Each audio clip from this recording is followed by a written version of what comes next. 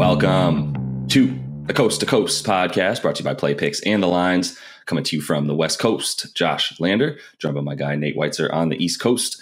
And we are looking at a fun 11-game slate here tonight on Wednesday in the NBA. In this one, we are taking a look at the Phoenix Suns headed to Golden State, taking on those Warriors. Pretty much the marquee matchup of the night, even though those Warriors are sliding a bunch. We've got some best bets available in this one for sure. Nate does have his great article up on playpicks.com with some best bets and player props in there for you as well. And make sure to like and subscribe to that page. Check out those other couple videos we have for you today on this big slate, including that player props video. Keep going on that one as we went 4-0 last night. Shout out to our guys who pulled it through last night. Make sure you head to thelines.com. Stay on top of who's coming in and out of those lineups all the way up until game time in the NBA tonight. And also check out the odds checker we have for you to make sure you're getting the best bets and juice available from odds makers out there. And as always, if you do still need a FanDuel or DraftKings account, head to ftpicks.com or dkpicks.com and find those listings in your area, such as what we've got for tonight. Nate, let's jump into it. Yeah, Suns -5 right now at Golden State. It's been -4, 4.5 for the most part. That total's risen a little bit to 222.5. But there's a lot of ways to like the Suns here. We will talk about that in a minute. There are 10 other games to look at. Magic +3 at Washington. The Nuggets are -10 at Indy. Mavericks -3 at the Cavs. The Hornets looking to avenge that loss to the Knicks. -2.5 at the Garden. The other game we break down, Heat +5 at the Celtics, who found out Rob Williams will be out over a month. Minnesota is +3 at Toronto. Hawks -12 at the Thunder. The Kings -3 at the Rockets. Grizz -5.5 at the Spurs. And then the Pelicans are -14 at the Blazers as they try to lose by as much as possible every night. Look, I mean, the Warriors, you call it a marquee matchup. I disagree with that. I mean, I think the Warriors are trash right now. I don't think anyone should be tuning in to watch this, which could be a beatdown if the Suns are focused. Yeah. And we like the revenge angle with the Suns having lost their last two against the Warriors. As you put in here, 13-1 straight up and 12-2 against the spread in revenge spots. Can you elaborate on that? What is a revenge spot? A team that they lost to earlier in the season and then played again. Oh, okay. Yeah, I mean, the Suns obviously fantastic in any situation, but yeah, this is it had been marquee matchups the previous three times they met because they were the consensus favorites.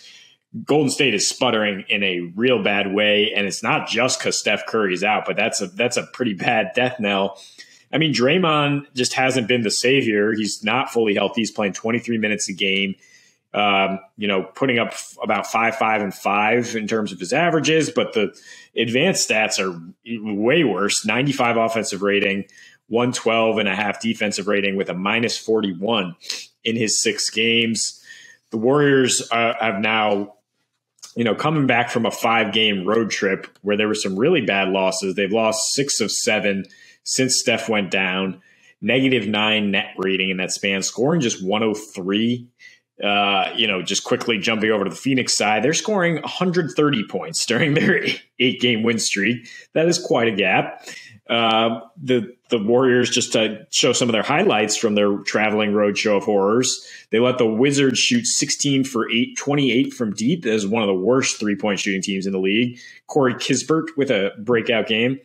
They lost by 11 in Atlanta despite having Klay Thompson's best game since his return, 37 points on a high rate. And they lost in Orlando, scoring 90 points with a 21-18 assist-to-turnover ratio. The turnovers is a key stat to rotate on here because Golden State has always been a high turnover team with Steph and Draymond taking a lot of home run passes. So they commit the second most per game. Interestingly, they score the 4th most off turnovers at home, and Phoenix scores the 4th most points off turnover on the road. So that's going to play into the Suns' hands. Certainly, I mean, Jordan Poole is thrust into this Steph role now. We've talked about it.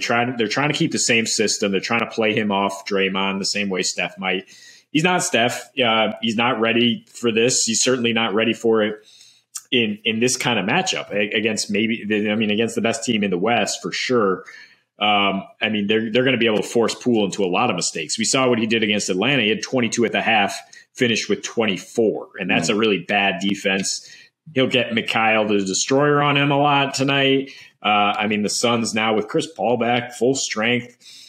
I mean, they could absolutely crush the Warriors here. I think you can look at some alternate lines in terms of them covering by more than 5. I think you can look at the over just in the sense that the Suns will drag it over by scoring over 120 here. But I think, the safest bet is just to say Suns -5. Yeah, no problem here. They've won 11 of their last 12 on the road and covered in 5 of their last 6. So that they have no issues playing away from Phoenix. Yeah, no, 100%.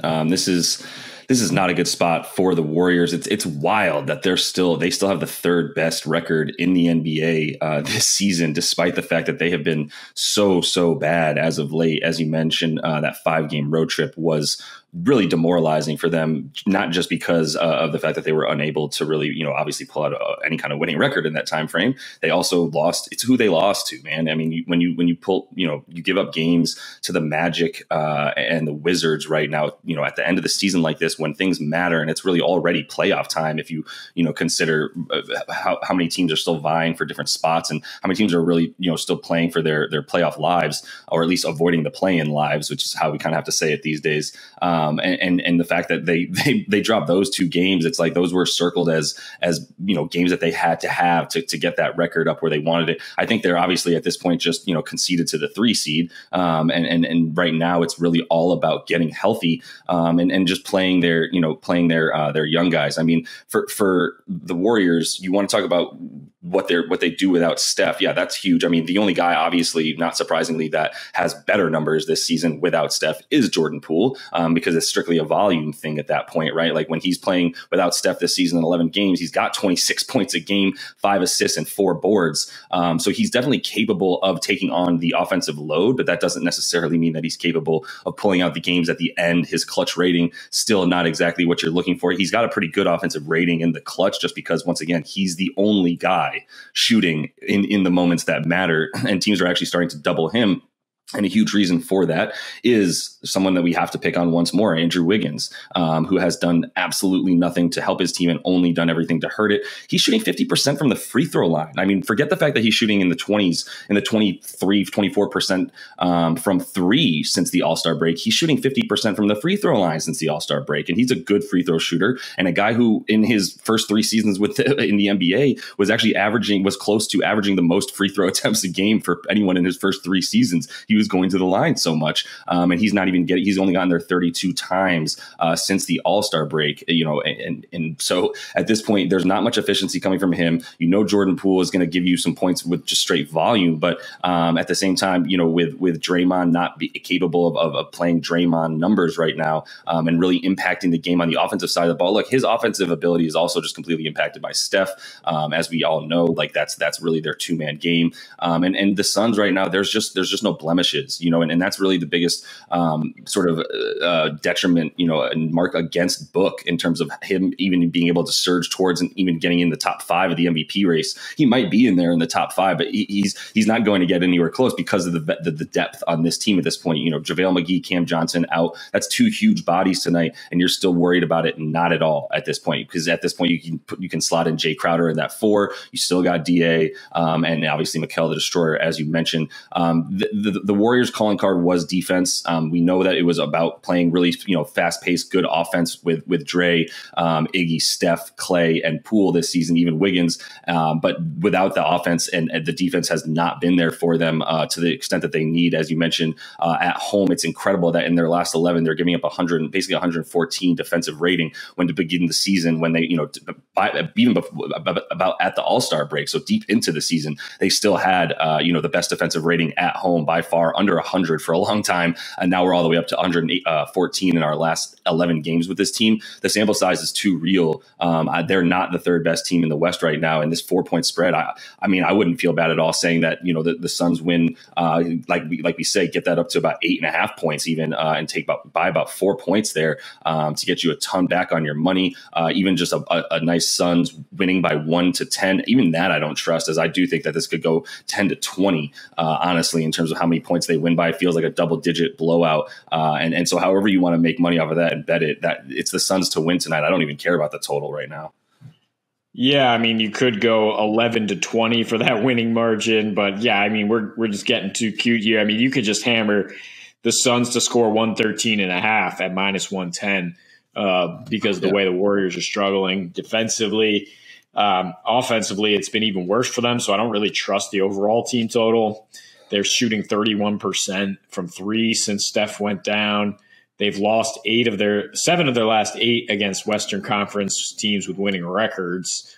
Only covered in 2 of those games. Both were against Denver.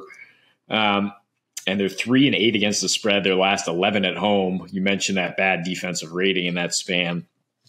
Yeah, Poole, I mean, it's so much easier, so much easier to guard the Warriors without Steph Curry. And I don't think people understand that the numbers he's putting up are way down this year. But it's opened up everything else for everybody. And without him out there, it's just exponentially harder for the Warriors to get anything. It's exponentially easier for a great coach like Monty Williams to say, this is how we're going to slow down Jordan Poole. We're going to stay attached to Clay. Nobody else can really beat us because, as Josh likes to dump on Andrew Wiggins, he ain't doing it. But yeah, you look at Poole's numbers in his last 2 against the Suns, put up some points, mostly against the second unit. 8 assists, 9 turnovers, and then he fouled out in that most recent game. I don't think he's ready to match wits with 2 guys who are MVP candidates in Booker and CP3. They're kind of splitting votes, to your point. But, I mean, that's not what this is about. This is about the Suns being the best and deepest team right now to the point that they're not even going to miss Cam Johnson and JaVale in this matchup. And if it does get down to clutch time, they're the best team in NBA history in clutch time right now. The Warriors are 1-7 with a -25 net rating in clutch time since the All-Star break. So Suns should be able to pull away late, even if this does, wind up surprisingly close for a while.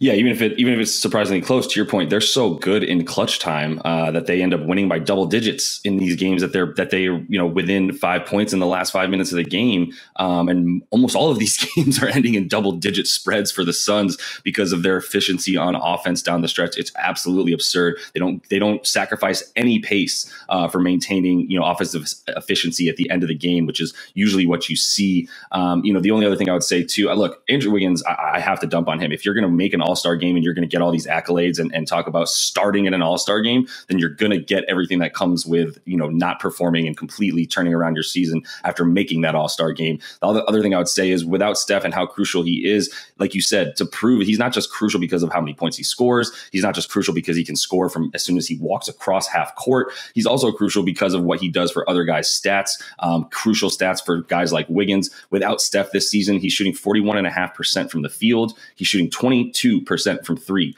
With Steph this season, he's shooting 48% from the field and 41% from 3. I can't make this up. That's a 19% differential with and without Steph from 3-point for Andrew Wiggins because of the fact that he's wide open when Steph's playing and he's not when he's not. And we have to also mention Klay Thompson is still not Klay Thompson. He's going to be capable of dropping a 37-point banger like he did the other night, but those are going to be a little bit more few and far between. He's not yet Klay Thompson who can shut somebody down on the other side of the ball and just go and get his own shot whenever he wants. So it's just not the same team right now. And they're getting a little bit of extra value to them because they're the Warriors and they still do have a number of guys that can put the ball in the bucket. It doesn't mean that they're the team that we all think that they are right now. Shout out Mike Singletary. So that being said, that's all the time we have for you in this one. Make sure you are liked and subscribed to that page. You can check out those other couple of videos on this big 11 game slate tonight. And until we see you next, happy betting.